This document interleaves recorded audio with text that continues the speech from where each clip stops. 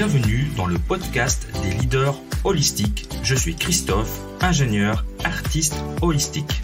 Ce podcast est pour toi si tu es attiré par l'épanouissement personnel, professionnel et spirituel. Ma mission est de t'accompagner, toi le manager, l'ingénieur, le leader rationnel cartésien, à connecter, aligner ton mental rationnel avec tes émotions, ta créativité, ton intuition et ta spiritualité en m'appuyant sur la recherche scientifique. Allez, on y va, c'est parti!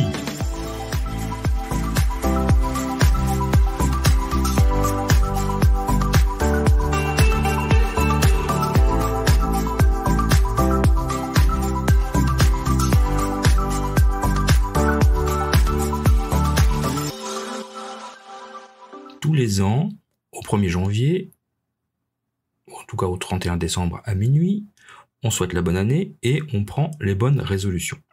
J'ai fait un épisode en fin 2022 sur comment saboter ces bonnes résolutions. Aujourd'hui, je vais vous livrer mes bonnes résolutions 2023 et surtout mes petits secrets pour ne pas les saboter. Alors, ces bonnes résolutions, il y en a plusieurs, mais finalement l'objectif est le même. J'en ai parlé dans l'épisode d'hier, c'est prendre soin de moi, prendre soin de ma santé. Et ça passe par plusieurs choses, en tout cas d'un point de vue physique, et c'est ce que j'enseigne dans ma formation en leadership holistique, ça s'appelle le leadership sain, c'est prendre soin de son corps pour être en forme physique, parce qu'on peut pas prendre soin des autres si on n'est pas en bonne forme. Je rappelle cette image que j'ai déjà donnée plusieurs fois, mais je pense que c'est une bonne image. Quand on est dans un avion, vous avez tous pris l'avion, on vous explique qu'en cas de dépressurisation, il faut d'abord mettre le masque à oxygène sur soi avant de pouvoir aider ses proches, les voisins qui sont dans l'avion. Et là, c'est un peu la même chose, quoi. C'est comment voulez-vous aider vos proches si vous n'êtes pas vous-même en état, si tu n'es pas toi-même en état de prendre soin de toi. Donc j'ai décidé de prendre soin de moi, c'est ma priorité numéro 1. Et deux choses principales, alors il y en aura d'autres que je fais déjà, mais en tout cas c'est deux choses que j'ai démarré en 2022 mais que je veux vraiment mettre en œuvre en 2023, c'est ma condition physique, donc faire du sport, et puis mon poids, donc c'est-à-dire perdre au moins 15 kilos. Alors la façon il y a plein de gens, c'est un grand classique ce que je vous livre là, il y a rien d'extraordinaire, c'est un grand classique. Je vais avoir 55 ans dans quelques jours et j'ai envie d'être en forme pour plein de raisons personnelles et professionnelles, et j'ai envie de tomber amoureux de moi quand je me regarde dans la glace, mais pas juste sur l'aspect physique, sur ce que je vais dégager aussi, sur ce que je vais pouvoir transmettre. Et c'est vraiment des raisons profondes, hein. C'est pas juste l'aspect physique. Mon aspect physique, il est ce qu'il est. Il peut plaire à certaines personnes et pas plaire à d'autres. C'est pas un problème que je sois le fait d'être en surpoids, ça aide pas, bien évidemment. Mais c'est surtout vraiment l'énergie que je vais pouvoir dégager parce que je me sentirai mieux dans ma peau, je me sentirai en forme, je dormirai mieux, je me bougerai plus, j'aurai plus d'énergie pour faire toutes les choses que j'ai envie de faire. J'aurai plus d'énergie pour t'accompagner, j'aurai plus d'énergie pour rire avec mes proches, avec mes enfants, et je vais pouvoir aussi prendre du bon temps avec mes amis parce que je vais être en meilleure forme.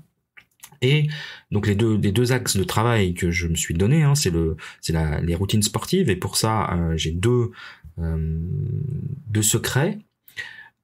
C'est ce qu'on appelle un acolyte, ou en anglais on appelle ça un buddy, c'est-à-dire que je fais pas tout seul.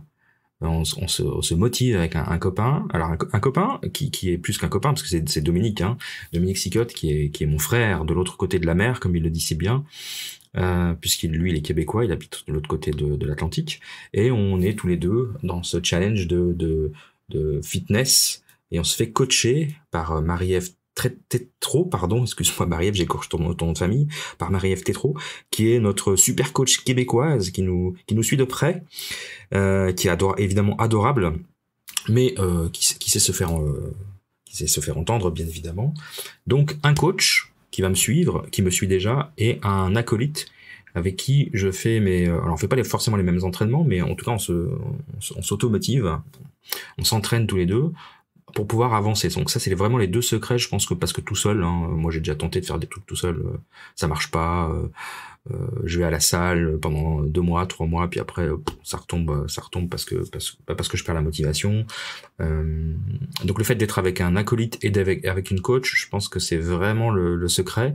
Et le deuxième secret, c'est d'utiliser la méthode des petits pas, c'est-à-dire que je vais pas me mettre à courir le marathon ni à faire 100 km en vélo le 3 janvier. J'ai déjà commencé cette petite routine. Alors là, je l'ai un peu arrêté pendant les fêtes, mais là, je vais reprendre cette routine des 7-8 minutes de sport par jour pendant 21 jours, puis après d'augmenter l'idée étant d'arriver à 30 minutes 4 fois par semaine, pardon, pas 4 fois par jour. 4 fois par semaine, ça va me permettre normalement d'atteindre mes objectifs. Ça, c'est la première résolution. Puis la deuxième, c'est par rapport à mon régime alimentaire. Alors là, c'est deux tactiques que j'utilise, que j'ai déjà testé et que je connais maintenant. C'est le régime cétogène. Donc ça, je ferai un épisode dédié à cela. Donc c'est d'éliminer tous les sucres, tous les glucides, et de les remplacer par des bonnes graisses. Et couplé avec le jeûne intermittent, parce que c'est le même concept, hein, le jeûne et le régime cétogène, c'est-à-dire que notre corps va créer naturellement des corps cétoniques, des cétones, qui sont ce que notre cerveau adore consommer, et notre corps aussi à la place des glucides. Mais encore une fois, c'est quelque chose que je détaillerai dans un prochain épisode. Donc diète cétogène plus jeûne intermittent, en accord avec mon âge et avec ma condition physique, hein, je fais pas n'importe quoi, et probablement, j'espère peut-être 2 fois dans l'année, un jeûne d'une dizaine de jours, là encadré si possible, parce que j'ai pas envie de faire n'importe quoi, pour plein d'autres raisons que la perte de poids. Là cette fois-ci, c'est plutôt pour une question de santé et de remise à zéro du corps, des hormones, etc. Donc voilà ma bonne résolution 2023. On écoutera en fin d'année le résultat de tout ça. Je vous tiendrai au courant. Voilà, je pars. Le poids, c'est 95 kilos là à peu près. Hein, pour 1m75, donc il y a du surpoids, il y a de quoi faire. Et la condition physique est pas très très très bonne. Donc je vous tiendrai au courant régulièrement de l'évolution de ma bonne résolution.